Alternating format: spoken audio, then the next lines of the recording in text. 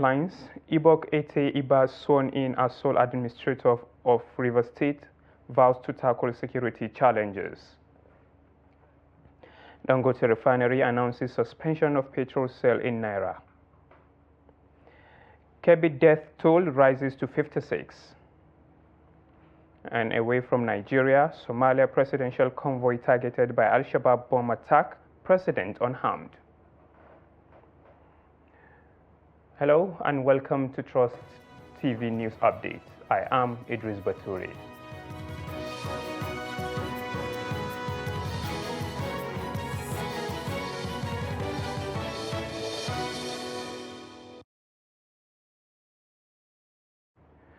Now, President Bola Ahmed Tinubu has sworn in the sole administrator of Rivers State, Ibok Ete Ibas. President Tinubu swore in the former Chief of Naval Staff at a brief ceremony on Thursday. The retired Vice Admiral has promised to work for the restoration of peace, order, and security of stability to Rivers State. Kehinde Amodu reports. A hot debate has followed the declaration of a state of emergency in Rivers State by President Tinubu on Tuesday night. The president had explained during a nationwide broadcast that his decision to impose a state of emergency was predicated on security reports he received, which showed that there had been disturbing incidents of vandalism of pipelines by some militants, without the governor taking any action to curtail them. The Supreme Court then made some orders to restore the state to immediate constitutional democracy. These orders include the immediate passing of an appropriation bill by the Rivers State House of Assembly, which up to now has not been facilitated. Some militants had threatened fire and brimstone against their perceived enemies of the governor, who has up to now not disowned them. Apart from that, both the House and the governor have not been able to work together. Both of them do not realize that they are in office to work together for the peace and good governance of the state. Pressing ahead, the president swore in the sole administrator of Rivers State on Wednesday. The former Chief of Naval Staff is resolute in his determination to deliver on his assignment. We know the circumstances that led to where we are here, and Mr. President made it very clear in his broadcast. And if the main issue is that of maintaining law and order in the state, I think for any meaningful activities to take place in Rivers State, that is the utmost task that I have, to work together with all other stakeholders to ensure that we bring peace, order, and security and stability to the people and government of Rivers State and Nigeria at large. The question that has dominated debates is if President Tinubu has the constitutional backing to suspend a state governor for 6 months. There are arguments that when former President Goodluck Jonathan in 2013 declared a state of emergency in Adamawa, Borno, and Yobe states, he did not suspend the governors or any democratically elected officials. But Attorney General of the Federation, Lateef Fagbemi, is quick to point out that the circumstances were different, accusing Governor Fubara of telegraphing the militants that blew up the pipelines. There were what I would call telegraphing of the militants, I would say by the governor. And the reason I said so was when he beckoned to them that, he would let them know when it was time to act, to the militants. Let us say it was wrong. Did he come out to disown them? The answer is no. The swearing in of the sole administrator opens a different chapter in the Rivers State crisis.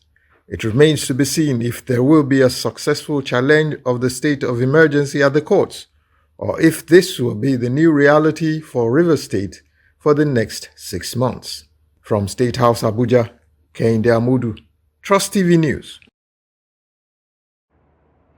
Now, the People's Democratic Party, PDP, has rejected the imposition of a state of emergency in Rivers State, declaring that President Bola Tinubu does not have the constitutional power to suspend the democratically elected governor of the state, Siminalayi Fubara. In a statement on Tuesday, PDP spokesman Debo Olagbunagba said Tinubu's proclamation was in violation of the 1999 constitution.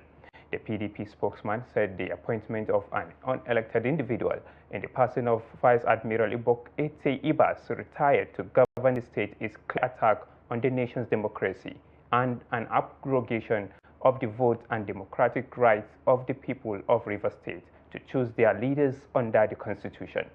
According to him, the action of the president therefore clearly borders on an attempt at state capture. He described it as the climax of well-oiled plots to forcefully take over Rivers State, for which the All Progressives Congress APC has been on stoking crisis to ensure that democracy is ultimately truncated in the state. Olagbunagba noted that the unwarranted imposition of emergency rule in the Rivers State is part of the larger vicious plot to foist a siege mentality across Nigeria, decimate opposition, impose a totalitarian one-party state, and turn the country into a fiefdom. Now, Dangote Petroleum Refinery has announced the suspension of sale of petroleum products in Naira. This was announced in a notice sent to petroleum marketers on Wednesday afternoon.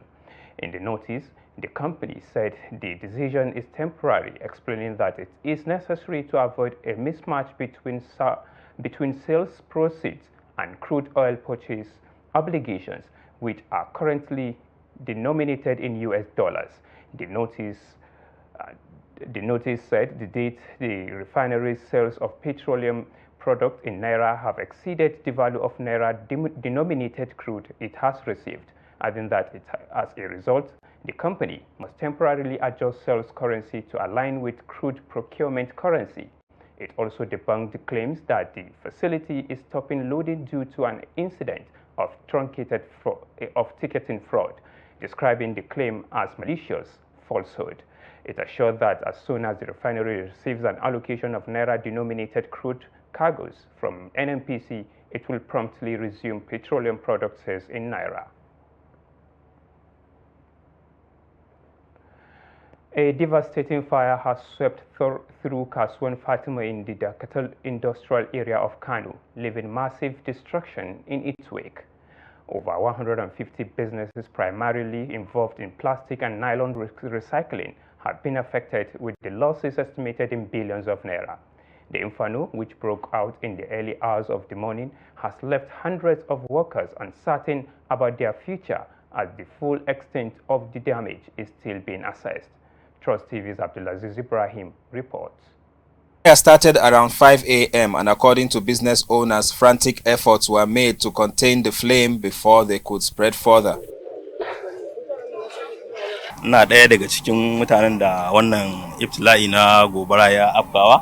I am one of those whose business is affected by this fire, which started at about 5 a.m.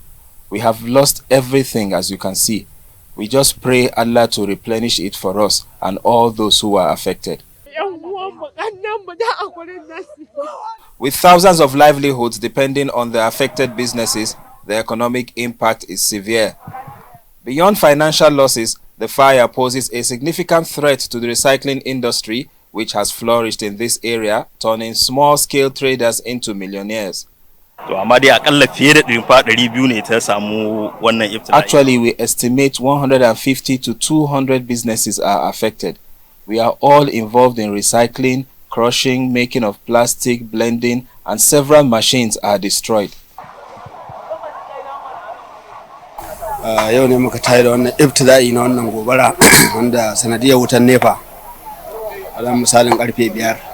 We woke up to the fire disaster, which we attribute to power fault, and it started at about 5 a.m. and the fire service effort started from after 6, but everything I have here has been destroyed. We were not able to salvage any machine. We pray Almighty Allah replaces it for us with something that is better, and we call on the government to support us as much as they can. I am seeing what happened, but the cause of the fire is not yet known. So my men are here, the DPO and his men, to make sure the place is secured, to avoid the hoodlum to take advantage of it. As recovery efforts continue, business owners and workers are calling for swift government intervention to assess the damage, provide relief, and implement measures to prevent further tragedies in the future. Abdulaziz Ibrahim, Trust TV News, Kano. Now, the Kebbi State government on Wednesday said the death toll in the outbreak of meningitis has risen to 56, with 25 in Gwandu, 16 in Jiga, and 14 deaths in Aliru local government areas of the state. While confirming the outbreak of the disease in the state to journalists in Birnin Kebbi on Wednesday, the Permanent Secretary in the State Ministry of Health, Nuhu Koko, said a total of 653 suspected cases had been recorded in the 5 local government areas of Aliru, Jiga, Gwandu, Birnin Kebbi, and Bunza. He said from the samples sent and confirmation from the conference center, the state now known it is dealing with cases of meningitis.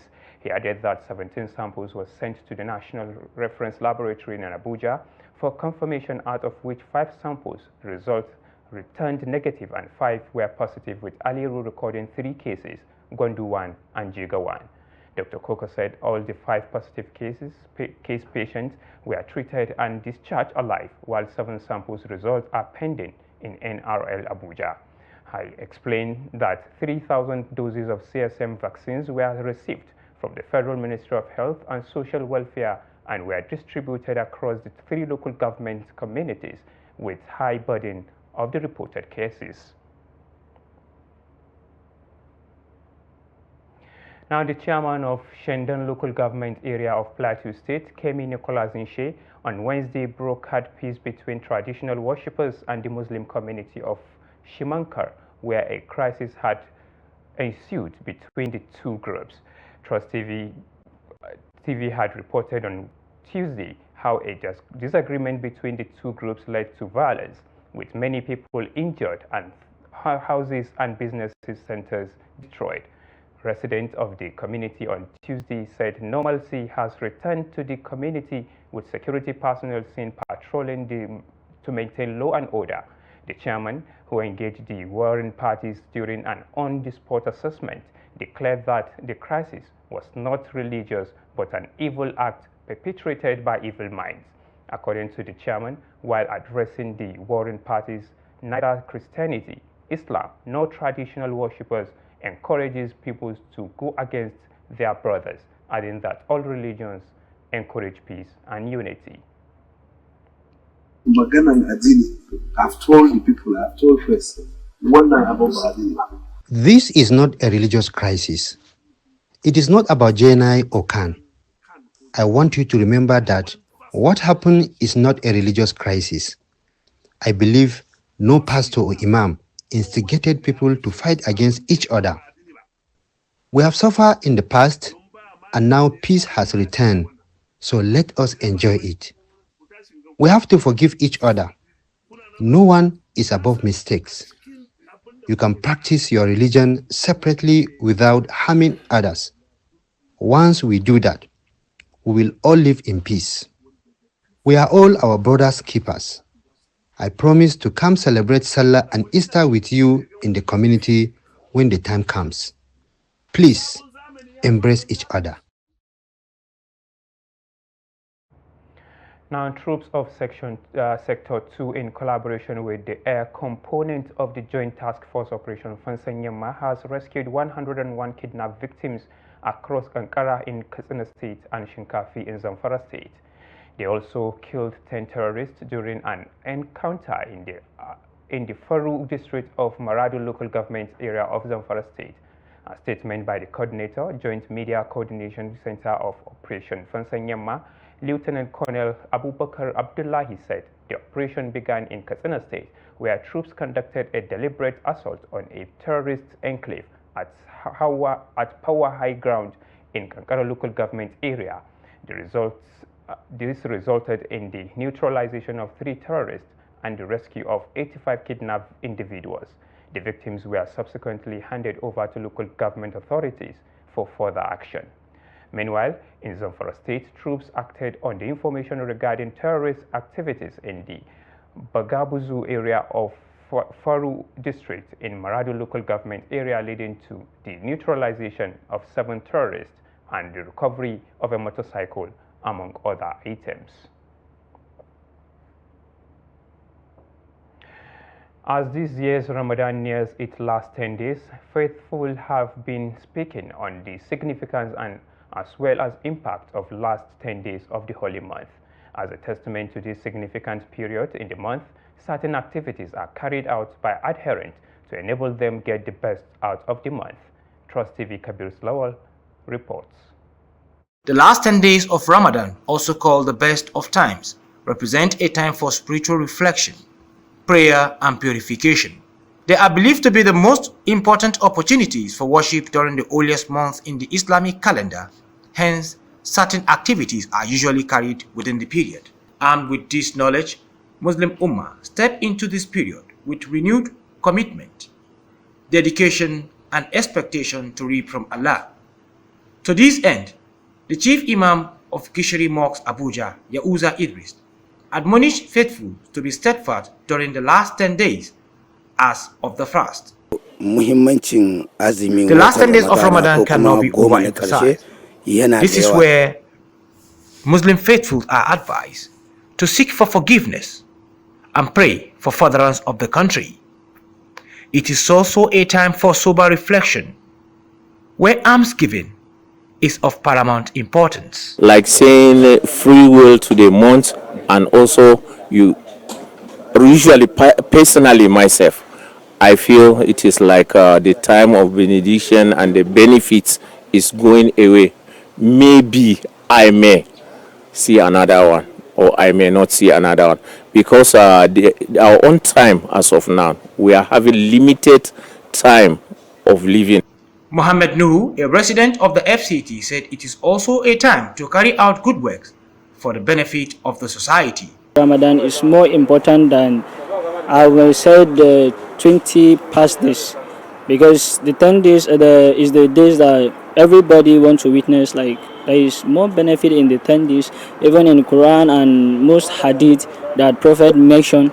Other Muslim Ummah also spoke on the importance of the last 10 days of Ramadan and how they will spend them.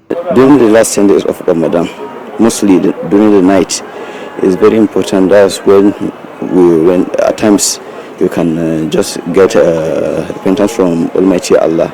During this last 10 days of Ramadan, all what you can do is just that you have to abstain from all these bad behaviors and anything, and just comfort on what you're supposed to be doing. The last 10 days of Ramadan is time to reflect, increase worship, and to increase one's religious knowledge while seeking a closer relationship with Allah. Kabir Lawal, Trust TV News, Abuja. This is news update on Trust TV. Coming up after the break. Jigawa tailors decry low patronage ahead of Eid amid economic hardship. More news when we return. Do stay with us. Welcome back. If you are just joining us, this is news update on Trust TV. Let us take a look at our top stories. Ibok Ete-Iba sworn in as sole administrator of Rivers State vows to tackle security challenges. And Dangote Refinery announces suspension of petrol sale in Naira. Now moving to other stories, a Lagos-based National Youth Service Corps NYSC member, Ushi Ugwamai, recently sparked controversy after a video of her openly criticizing President Bola Tinubu went viral. In the video, she described the president as a terrible leader while expressing frustration over Nigeria's worsening economic condition and questioning the government's effort to alleviate citizens' hardship. Following the video circulation, Ugwamai claims she received a warning from the NYSC board cautioning her against making political statements online. This development has ignited a public debate on whether corps members have the right to express their views on government and national issues. The question now is, are corps members denied freedom of speech? Noel Samson brings us And tension is rising at the aviation quarters in Kano as Federal Airport Authority of Nigeria FAN begins the demolition of properties amid a dispute over ownership rights. Speaking on behalf of the affected residents, a staff of the Nigerian Airspace Management Agency, NAMA, and Secretary of the Aviation Quarters Committee, Obadaki Muhammad Mustafa, expressed concern over FAN's actions, which he described as a violation of a federal government-approved property sale. Mustafa alleged that FAN was resisting the sale despite the government's monetization policy, which has been in place since 2003. He stated that the demolition and eviction exercise came as a shock, prompting the resident to seek legal action. Reacting to the controversy, Ahmad Danjuma, FAN's acting regional general manager for Northwest Kano, defended the demolition, stating that the aviation quarters were originally designed as institutional duty houses for airport staff and should have not been sold without FAN's consent.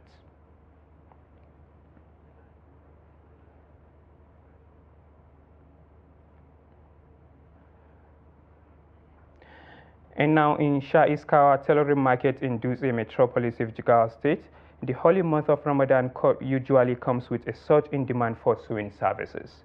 However, with financial constraints weighing heavily on Nigerians, many are struggling to afford even the most basic garment, leaving many tailors decrying the decline in patronage. Trust TV Alurabiu Ali has the report.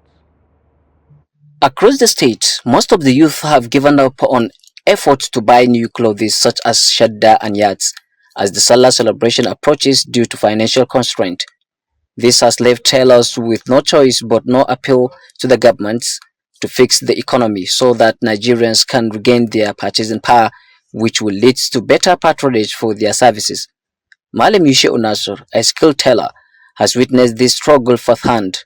His workshop, once bustling with customers, now lies idle due to the scarcity of sewing services, as people are forced to prioritize their limited resources, leaving little room for non-essential expenses like new clothes. I'm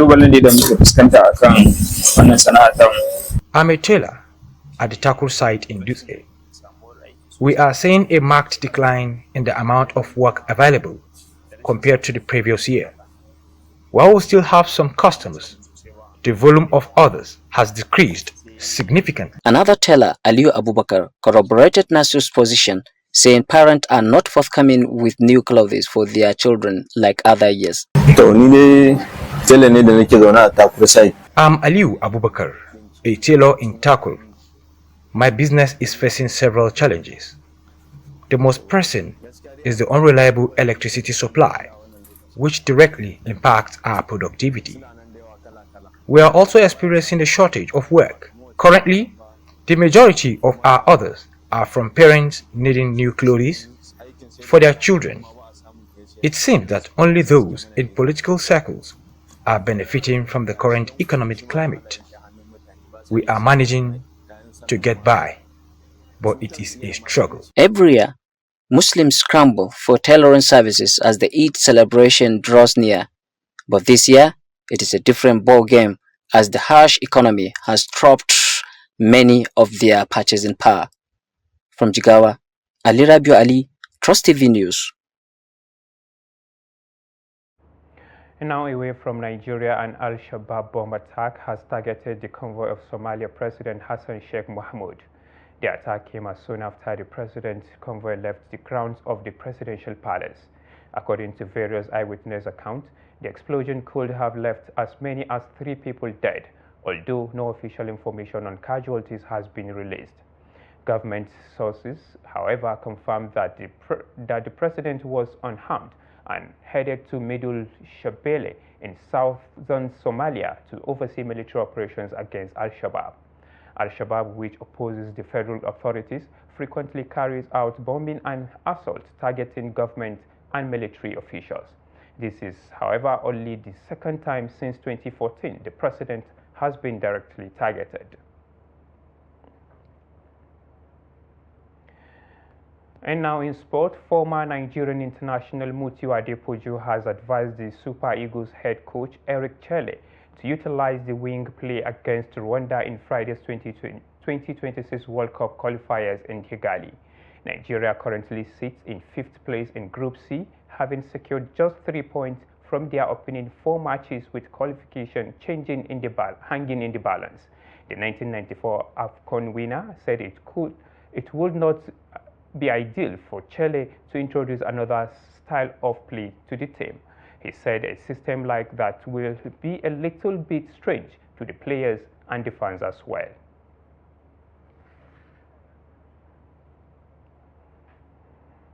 And with that, we have come to the end of the news update. Don't forget to follow us across all our social media handles and also follow us on YouTube. I am Idris Bature, thanking you for listening. Goodbye for now.